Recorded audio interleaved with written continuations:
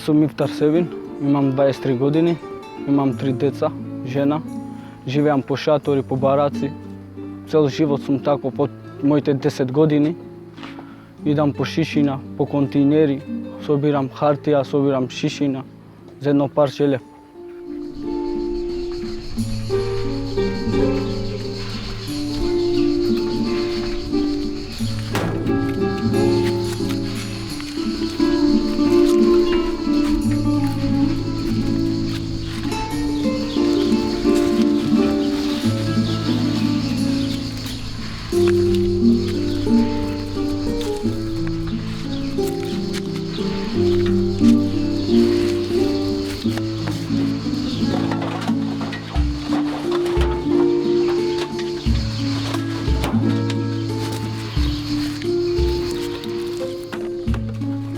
Ваков живот е тежок многу. Да го живее некој друг оваа живот нема да го живее. Како што живееме ние, тука овие сите фамилии, 50 фамилии сме тука без куќи, без ништо сме. Цел живот сме по шатори. Зимоска, летоска, врне, не врне, ние сме тука. Нема кај да одиме. Со наши деца, со наши фамилии кај да одиме. Нема каде. Тоа е.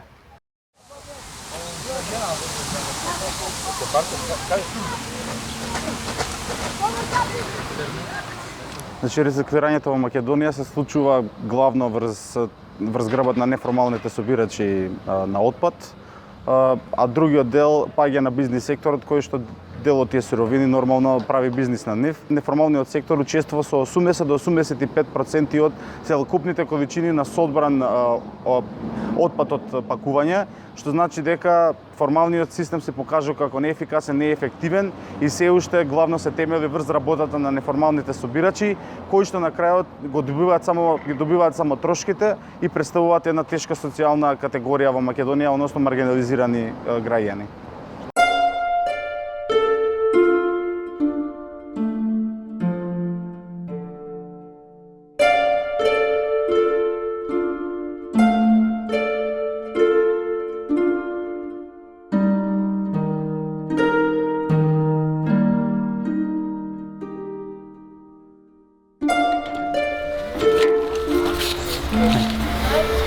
Севин, имаш брат 132 кила. Добро.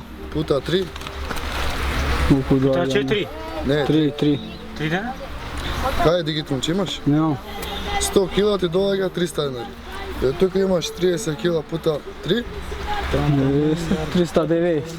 400 дена. 400 дена. Имаш. 3 дена се мучив за 400 дена. И што да правиме, брат? Тоа е животот, ај. Тја прва дената.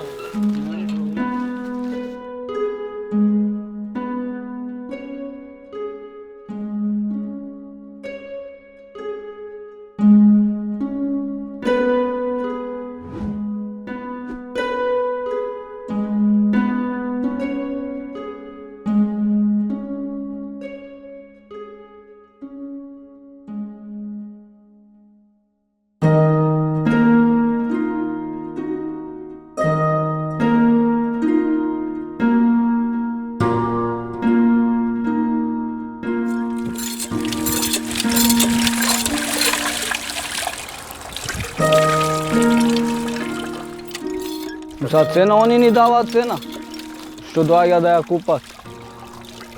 Хартијата е 2,5-3 денар, шишината 200-220, цела вреќа. Има 180 денари доаѓа да ги зема, вика паднаа цените. Добро, мора да ги да заради децава да земаш некој парче или памперси, млеко.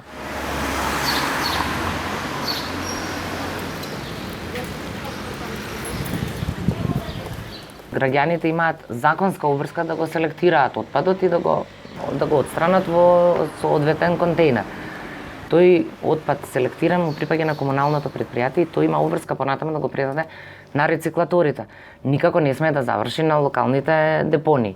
Меѓутоа проблем е што се уништуваат навистина неформалните собирачи, сакајќи да дојдат до што повеќе суровина, Факт е дека прават и штета на еден систем кој што навистина се вложуваат средства. Тие средства се собираат врз основа на овој закон за пакување и отпад од пакување, значи самите производители и на крајот на денот самите граѓани го плаќаат тоа, бидејќи секако е вкалкулирано во цената на секој производ, она што се плаќа како некој си еколошки данок или еколошка такса, која што е потребна за да можете вие да ја воспоставите таа инфраструктура.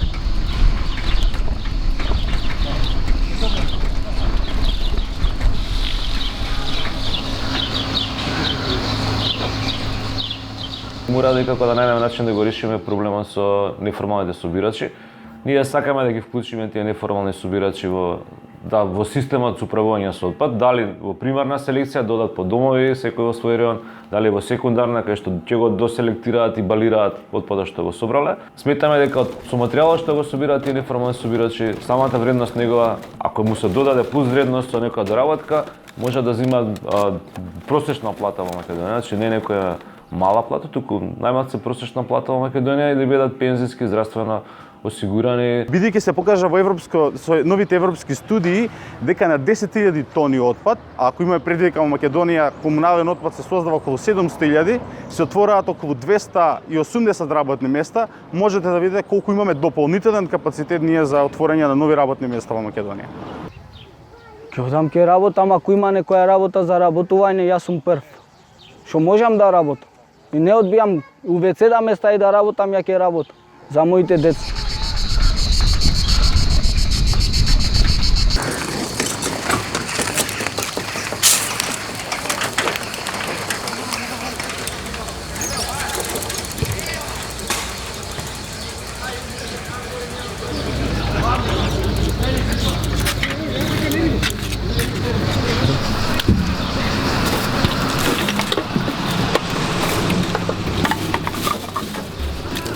Навистина е потребно да се работи на едукација на граѓаните, на подигнување на свесноста за важноста за управувањето со отпадот. Меѓутоа, од друга страна, и оние кои што се свесни граѓани и доколку селектираат, немаат можност да се ослободат од тој отпад. Значи, државата може да направи две работи. Едната е да им овозможи на граѓаните на систем една инфраструктура каде што ќе може да го селектираат нивниот отпад, а другото е да ги имплементира постојните законски прописи кои наложуваат граѓаните да го селектираат отпадот. Но за сега на сите им одговара оваа ситуација очигледно, каде што ниту има инфраструктура, а од друга страна тоа значи дека граѓаните не мора да го селектираат отпадот. Да се направи такво чувство кај граѓаните да му биде буквално непријатно шуве што се вика на граѓанинот, да го фрли шишето или пластичното шише, стакленото шише во контејнер за општо ѓубре што ќе заврши на депонија, туку да побара најблиску каде има канта и тоа да заврши на рециклирање. Значи такво чувство да постигнете, како што да речеме веќе грото луѓе имаат навика за мење заби навечер, раце и така, да стане навика селекцијата, не да стане нешто што го правите за да добиете некаков бенефит, да очекувате денарче да ви се вратили така. Буквално да сватите дека тоа е за општ бенефит и за ваше добро. И дека со мал напор може да придонесете за нешто поголемо.